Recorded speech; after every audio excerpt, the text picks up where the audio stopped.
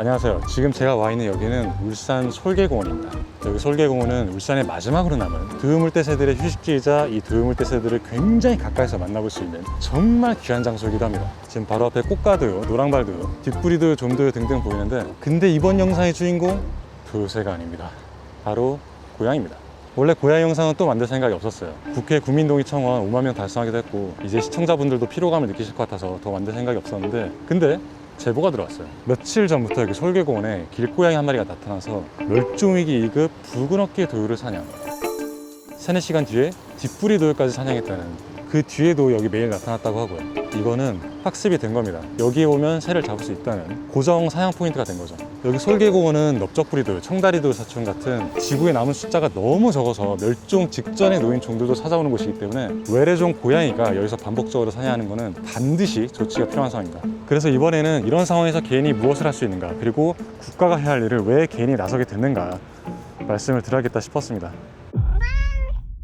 길고양이는 지자체에 민원을 넣어야 하는데, 지자체는 농림부의 중성화 사업 실시 요령에 따라 TNR을 합니다. 전화로 문의를 해봤는데 TNR 말고는 본인들이 할 수 있는 조치가 없다고 하더라고요. 근데 TNR은 중성화만 시키고 잡았던 곳에 다시 풀어주는 거기 때문에 번식을 못하게 되었을 뿐 사냥을 못하게 되는 게 아니에요. 그래서 고양이가 야생동물들을 죽이는 걸 막을 수 없다는 근본적인 문제점이 있습니다. 그럼 민원은 소용이 없네요. 이러니 고양이가 성역에 있다는 겁니다. 고양이가 멸종위기 법정보호종들을 죽여도 행정이 할 수 있는 게 중성화해서 같은 자리에 돌려놓는 것 뿐입니다. 피해는 지금 당장 발생하고 있는데 답이라고 내놓는 게 몇 년 뒤에 개체수 감소를 기대하는 중성화 뿐입니다. 현행 정책이 이렇게나 실효성이 없으니 계속 사냥당하는 걸 그냥 무력하게 지켜만 봐야 될까요?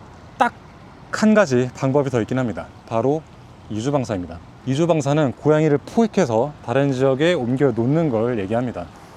이런 포획틀을 이용해서 잡는 건데, 어떤 사람들은 이주방사가 불법이다, 동물학대다 라고 단정짓지만, 이주방사는 현재 합법도 불법도 아닙니다. 불법으로 지정하자는 동물단체의 요청으로 21대 국회에서 우상호 전 의원님이 법안을 발의했지만 계류로 끝났고요. 이번 22대 국회에서는 박홍근 의원님이 법안을 발의하셨는데 아직 통과는 안 했습니다. 다만 목적과 장소, 방식에 따라서 충분히 처벌 대상이 될 수 있습니다. 고양이를 판매하거나 죽일 목적으로 잡아서는 안 되고, 이 과정에서 고양이를 다치게 해서도 안 됩니다. 장소가 어디냐도 중요한데, 여기 솔개공원은 공원 녹지법이 적용되는 곳이기 때문에 허가 없이 동물을 포획할 수 없습니다. 그래서 이번 포획은 공원 경계 밖에서 진행을 할 거고요. 참고로 동물단체들도 이주방사 많이 합니다. 뭐 재개발 지역에 있는 공원에도 옮길 때 많이 하는데, 본인들이 하면 합법, 남이 하면 불법 이런 건 아니겠죠. 이렇게 고양이가 들어가서 발판을 밟으면 이게 문이 닫히는, 고양이를 여기에 유인해야 되니까, 아이씨 이거 비싼 건데, 이거 우리 집 다리 건데, 네, 습식사료 뿌려줄 거고요. 그리고 고양이가 여기 안에 들어가면은 놀래가지고 막 몸부림을 칠 수가 있어요. 그리고 그 과정에서 다칠 수도 있고 막 오줌을 갈길 수도 있기 때문에 아주 두꺼운 소변 패드를 깔아줄 거고요. 최대한 폭신폭신하게 해드릴게요. 그래서 사료를 최대한 끝쪽에 넣어주고 으슥한 곳에다가, 그늘진 곳에다가 두고 고양이가 놀라지 않도록 천으로 덮어줍니다. 이렇게 하면 설치 끝. 이제부터는 기다림의 싸움이네요.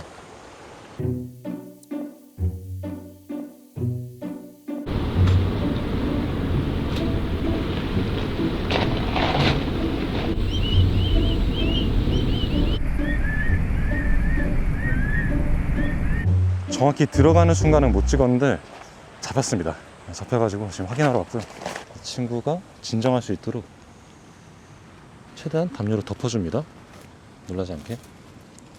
자, 이제 이 고양이를 어디에 풀지가 고민이죠. 현재 우리나라에는 고양이 보호 조례와 길고양이 공공급식소가 있는 지역들이 꽤 있어요. 여의도 국회에도 급식소가 있다고 하더라고요. 국회에다가 풀면 되지 않을까? 확실히 밥이 있는 곳에는 그나마 고양이를 안심하고 풀어줄 수 있을 것 같습니다. 밥도 있고 나라에서 돌봐주니까 그나마 마음이 좀 놓이는 것 같습니다만, 사실 가장 좋은 선택은 아니죠. 가장 좋은 거는 입양을 보내는 겁니다. 고양이는 집 안에 있을 때 안전하게 살아갈 수 있으니까요. 그래서 이 친구를 한번 입양을 보내보려고 합니다. 쉽지 않겠지만 일단 동물병원부터 들어가고, 우리 기라가 길천사 입양 보내기 프로젝트.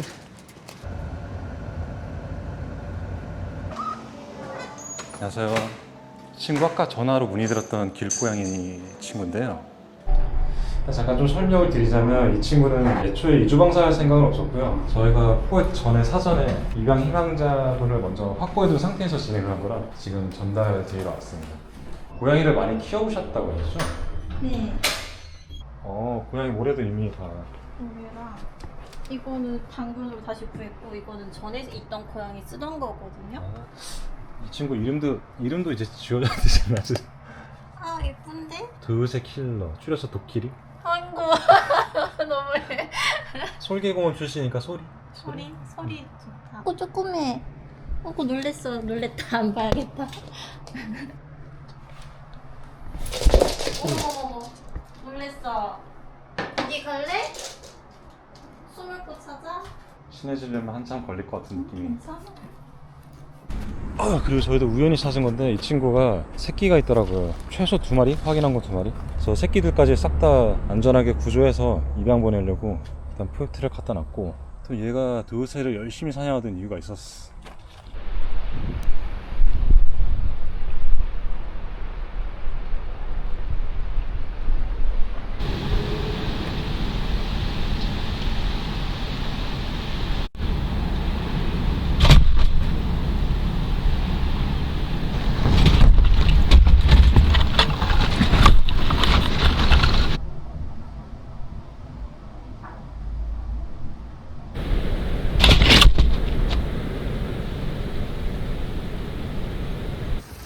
자, 아유 이놈 새끼.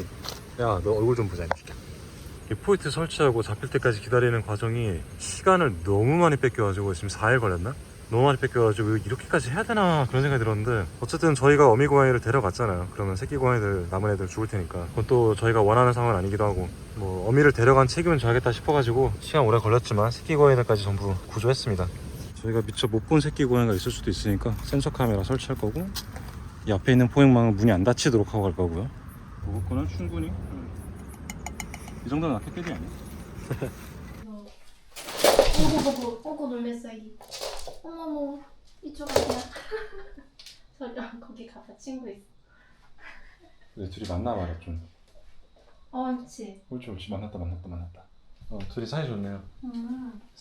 알아보는 것 같아요. 근데 방 하나를 완전 통째로 내주게 됐네요. 안방 아니에요 얘는? 맞아요. 거의 여기서 사는데 진짜 아까 안 그래도 옷을 일부러 좀 많이 챙겨서 나왔어. 화장품이랑. 아무튼 이렇게 해서 구조는 끝. 자, 이제 못다한 이야기를 더 해볼까요? 미리 말하자면 이 영상은 앞으로 여러분들도 고양이 잡아서 이주방사 하라는 영상이 아닙니다. 현재 우리나라의 야외 고양이 관리 정책이 야생동물 피해 방지 측면에서 아무런 효과가 없는 현실을 보여드리기 위해서입니다. 물론 제가 아무리 이렇게 얘기하더라도 동물학대 조장이다 라고 얘기할 사람들 많겠지만요, 논리적인 반박보다는 감정적으로 고양이 혐오니 약자에 대한 혐오니 하는 분들이 계시는데, 이거는 고양이를 좋아하냐 싫어하냐의 문제가 아닙니다. 어떠한 감정도 없습니다. 있다면 약간의 미안함이죠. 필요한 조치는 감정과 무관하게 필요하기에 해야 할 뿐입니다. 저도 고양이 무척이나 좋아하지만 공과 사는 구분해야죠. 저희가 뉴트리아 황소개구리를 안녕. 저희가 뉴트리아 황소개구리를 혐오해서 잡는 게 아니잖아요. 이 문제는 감정이 아닌 냉철함과 이성적인 사고로 바라봐야 됩니다. 평소에는 참 똑똑하고 좋으신 분들이 고양이에 관해서는 감정에 눈이 머시는 것 같습니다. 결국 이 고양이 문제는 사람이 만들어낸 인재이기 때문에 해결의 책임도 사람에게 있는 겁니다. 특정 종에 대한 선호가 공공정책의 기준이 되어서는 안 됩니다. 물론 이렇게 아무리 얘기해도 그분들 입장에서는 제가 고양이 혐오자여야만 선동을 하고 주장을 하시기 편하시겠죠. 제 청원을 간략하게 요약하면 밥 주는 거 아예 금지하자는 게 아니고요, 밥을 줄 거면 주시되 그 공간의 관리 주체로부터 허가를 받고 고양이 밥을 줌으로써 생기는 문제에 대해 책임을 지라는 겁니다. 지금은 밥 주는 사람도 있고 피해 보는 사람들과 동물들이 있는데 아무도 책임을 지지 않죠. 고양이를 보호소에 보내야 한다는 거는 개, 유기견과 동일한 구조보호 조치를 받게 하자는 겁니다. 개는 이미 보호소에 보내고 있어요. 근데 2013년부터 동물보호법 시행규칙 14조로 인해 고양이만 구조 대상에서 제외되어서 보호소가 아니라 길거리의 방사고 방치가 되고 있죠.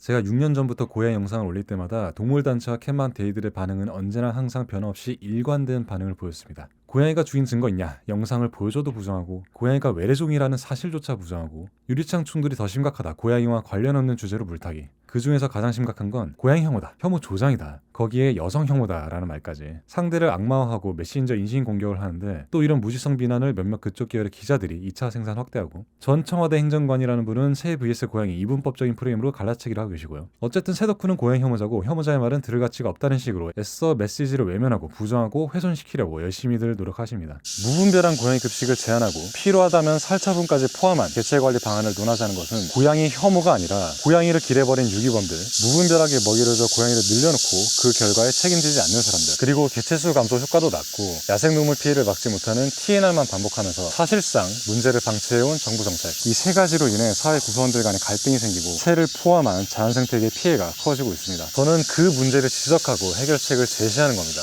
문제를 만든 사람과 정책은 따로 있는데 문제를 지적하는 사람에게 고양이 혐오자라는 딱지를 붙이는 거는 책임을 거꾸로 돌리는 겁니다. 논리로 반박하지 않고 너 고양이 혐오자지 라고 몰아가는 방식은 예전에 너 빨갱이지 식 색깔론과 크게 다르지 않습니다. 우리 사회 공론장이 이제는 그런 낙인 찍기를 넘어서 사실과 논리를 바탕으로 토론할 수 있을 만큼 성숙해졌다는 걸 보여주셨으면 합니다. 이거는 비단 고양이 문제에만 해당되는 얘기는 아니긴 합니다. 우리 사회에서 전반적으로 볼 수 있는 모습이죠. 자, 아무튼 이주방사 얘기로 돌아와서 어느 동물권 교수님은 이주방사를 하면 고양이가 극도의 스트레스와 공포를 받는다. 그래서 하면 안 된다고 하시는데 그 고양이가 받는 스트레스를 걱정하는 그 공감력으로 고양이에 의해 찢겨 죽는 동물들이 느꼈을 고통과 공포에도 공감을 해주셨으면 좋겠습니다. 정보공개 청구를 해서 자료를 보니까 지금 기후부에서도 들고양이 대상으로 TNR과 이주방사만을 해오셨더라고요. 25년부터 TNR 37마리, 이주방사 64마리, 보호기관 이송이나 안락사는 하나도 없고요. 다른 외래종들은 총으로 쏴 죽이고 덫으로 잡고 하는데 스트레스 받는 선에서 끝난다? 이런 특별 대우를 받는 동물이 고양이 말고는 없습니다. 고양이를 향한 사람들의 편애로 인한 거죠. 요즘 인터넷에서 이런저런 주장들이 많이 올라옵니다. 그 중에 하나가 새들을 죽이는 건 고양이가 아니다, 인간들이다, 서식지 파괴다, 극단적으로는 인간을 먼저 살처분해야 한다 라는 주장도 있는데 저도 솔직히 틀린 말은 아니라고 생각합니다. 그치만 그게 현실적인 대안이 될 수는 없고요. 사람과 외래종 관리를 동일선상에 놓는 것부터가 성립하지 않는 비교입니다. 그리고 서식지 파괴, 유리창 충돌? 네, 다 맞습니다. 야생동물들이 죽고 생물 다양성이 감소하는 것은 인간들이 만든 다양한 원인들 때문이죠. 그 원인 중에 하나가 사람이 늘린 고양이 같은 외래종으로 인한 교란입니다. 더 큰 문제가 있다고 해서 작은 문제를 덮을 수 있는 게 아니죠. 유리창은 유리창대로, 고양이는 고양이대로 전부 다 사람이 나서서 해결해야 할 문제들입니다. 침대 위에 고양이가 큰 똥, 작은 똥 두 개 싸두면 큰 똥만 치울 거 아니잖아요. 작은 똥도 치워야지. 이번에 환경에 대해서 목소리를 내주신 분들이 갑자기 이번 일을 계기로 굉장히 많아졌는데 그런 분들이 앞으로도 다른 생태 현안에도 이렇게 적극적으로 나서 주시겠죠? 이 조직력과 화력 앞으로도 부탁드립니다. 새만금 가덕도 신공항 사업에도 큰 목소리 기대할게요. 섬은 특수한 경우고 도시랑 내륙은 다르다는 주장이 나왔어요. 원래는 섬에 있는 고양이들도 잘못 없다, 사냥한 증거가 없다라고 하던 분들이 이제는 섬은 인정할게, 대신 내륙은 포기 못한다로 전략을 바꾸셨습니다. 철새들 이동 시기에는 섬에서 고양이에 의한 피해량이 비약적으로 높아지는 건 맞습니다. 그러나 일반적으로는 전체 피해량을 비교하자면 당연히 면적도 넓고 고양이 개체수도 많은 내륙에서의 피해량이 더 클 수밖에 없습니다. 주로 피해가 많이 발생하는 곳은 깊은 숲이나 산이 아니라 민가 주변입니다. 고원이나 산림 가까이 있는 거주 지역들, 사람들이 밥을 주고 고양이 밀도가 높아진 곳에서 피해가 많이 발생하죠.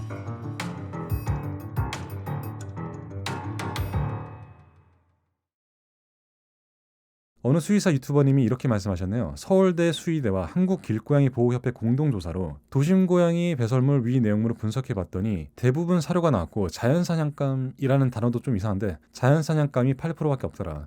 일단 고양이는 사냥한 먹이를 전부 먹지 않습니다. 연구 결과에 따르면 포획한 동물 28%만 먹었고 그 외에는 버리거나 집으로 가져왔습니다. 따라서 배설물만으로는 고양이가 죽인 동물들의 피해 규모를 알 수 없습니다. 그리고 이 서울대 연구 자료라는 거 누가 연구한 건지 저자를 말씀할 수 있나요? 이거 아무리 검색해봐도 원문이 확인이 안 되고 한국고양이보호협회는 있는데 한국길고양이보호협회라는 것도 안 보이고 제목이 엄청 직관적인 것이 AI 할루시네이션 특징으로 보이는데 AI가 가짜로 있지도 않는 논문을 만들어낼 때가 있습니다. 기본적인 검수도 안 하고 그냥 그대로 읊으시지 않았나 생각이 드는데 이거 원문 공개하시면 진지하게 검토해 보겠습니다. 제가 못 찾은 거 있죠? 있겠죠, 자료가? 그 외에도 지적해야 할 부분이 많습니다만 영상에서 설명하기엔 너무 길어질 것 같고 인터넷에 어떤 분께서 잘 정리해 두신 게 있는데 이 글들을 읽어보시는 걸 추천드립니다. 자, 살처분은 효과 없다라는 주장도 있네요. 다른 어느 수의사분은 살처분은 50% 이상 잡아야 효과를 보기 때문에 현실적으로 달성하기 어렵다고 하셨는데 TNR은 70% 이상 꾸준히 하면 개체수가 감소하기에 효과가 있다라고 하셨네요. 살처분 50%는 효과 없고 TNR 70%는 효과 있다. 상식적으로 살처분만큼 가장 빠르고 효율적인 방법이 없죠. 호랑이 표범 늑대를 멸종시킨 한국의 자연사가 그걸 증명합니다. 살처분을 하면 단기간에 지역 개체수를 빠르게 낮출 수 있습니다. 그러나 가장 효율적인 방법임에도 불구하고 고양이는 번식력이 워낙 높기 때문에 조그만 섬에서조차 고양이를 박멸시키는 건 굉장히 어려운 일입니다. 그래서 전 세계적으로도 고양이 박멸 성공 사례가 많지 않은 거고요. 내륙은 더더욱 어렵죠. 반대로 생각하면 TNR로 개체수를 줄이겠다는 현 정책이 얼마나 터무니없는 처분이 없는지 체감이 되실 겁니다. 즉각 죽여버리는 살처분조차 개체수를 줄이기가 어렵다는데 중성화만 시키고 다시 풀어두는 TNR로 개체수를 줄일 수 있다? 이론적으로 고양이들을 한꺼번에 매년 70% 90% 중성화하고 외부 유입이 없고 그러면 몇 년 뒤에나 조금 줄어든다는 건데 현실적으로 불가능하고요. 이 불가능한 것에 매년 200억 이상 세금을 지속적으로 쓰면서 이것이 효과 있다고 주장하는 곳은 우리나라 대한민국 정부가 유일합니다. 농림부 회계 사업 설명 자료와 동물복지 실태조사 연도별 자료를 봤을 때 2015년부터 25년까지 11년간 쓴 TNR 예산을 단순 합산하면 약 1,441억입니다. 고양이 중성하는데 쓴 세금이에요. 이게 국비 10%, 지방비 80%인데 올해 26년에는 역대 최대 가장 높은 49억 원이 국비 지원으로 책정되었습니다. 24년에 260억 쓴 게 현재는 최고 기록인데 아마 올해 최고치를 경신할 가능성이 있습니다. 이 정도 수준의 지출이 계속 이어진다면 2, 4년 안에 2천억 돌파할 것 같고요. 무분별한 급식으로 고양이를 늘린 건 일부 개인들인데 그 이후 발생하는 관리 비용은 사회 전체가 부담하고 있습니다. 밥을 안 주는 것만으로도 많은 부분이 해결될 문제입니다. 고양이를 편애하는 마음으로 인해 이렇게 너무나 많은 사회적 비용들이 발생하는 현 상황이 안타깝습니다. 이 TNR 예산, 보조금들 전부 포획을 위탁받은 동물단체와 수술하는 수의사들에게 지급됩니다. 이번 7월 3일 국회 농해수위 송옥주 의원님께서 동물보호법 개정안을 대표 발의하셨습니다. 길고양이와 떠돌이개에 대한 정의를 법률에 처음으로 명시하였는데 이 야외라는 게 범주가 넓어서 아마 기후부의 들고양이랑 겹칠 것 같고요. 떠돌이개와 길고양이 개체수 관리, 입양 촉진을 위해 관련 시설을 설치, 운영, 위탁, 지원할 수 있도록 하자는 게 핵심인데 수의사, 동물보호단체, 민간보호소, 관련 전문가와 협력할 수 있고 시설의 설치, 운영에 드는 비용의 전부 또는 일부를 지원할 수 있다. 확실히 개, 고양이 보호 쪽에는 국가의 예산이 잘 굴러옵니다. 뭐 상관없습니다. 당연히 잘 잡아다가 치료하고 입양 보낼 수 있으면 좋죠. 다만 다시 야외에 풀어두는 방사는 해서는 안 된다 말씀드리고요. 무엇보다 지금 동물보호법 시행규칙 14조로 인해 길고양이는 보호소에 가지 않기 때문에 제가 청원에 쓴 것처럼 조항을 함께 정비해야 이 새롭게 발의한 개정안의 취지를 살릴 거거든요. 그렇게 해서 적극적으로 포획, 구조, 입양 어쩔 수 없으면 안락사 해야죠. 근데 그렇게 하겠다는 법안 같지는 않은 느낌입니다. 그냥 단지 TNR 시설만 확대되는 거라면 고양이 문제는 나아지는 게 없을 겁니다. 네, 아무튼 이 문제를 해결할 수 있는 건 전 영상에서 얘기했다시피 공직자분들이십니다. 이번에 국회 국민동의청원이 찬성 반대 합쳐서 13만 명이 넘은 많은 국민들이 관심을 가지고 있는 이슈인 만큼 그만큼 사회 구성원들 간 갈등이 크고 해결이 시급한 사안으로 보입니다. 우리 국회의원과 관계부처 공직자분들께서 현명하게 검토해 주시길 바랍니다. 필요하다면 공식적인 토론회도 괜찮고요. 아무튼 이상입니다. 끝.